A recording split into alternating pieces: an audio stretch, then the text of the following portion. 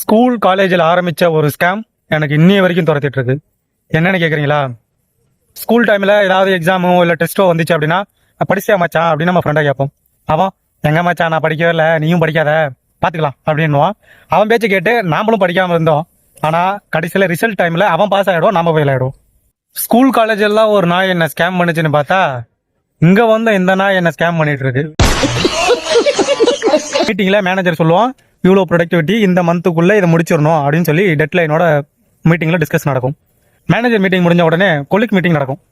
அதில் நான் இவ்வளோ தரம் பண்ணுறேன், நீ இவ்வளோ தரம் பண்ணு அப்படின்ற மாதிரி ஒரு டிஸ்கஷன் நடக்கும். சரி, நாமளும் அந்த டிஸ்கஷன் படி கரெக்டாக இருக்கணுமே, லாயல்ட்டியாக இருக்கணுமே அப்படின்னு பண்ணாமல் இருப்போம்.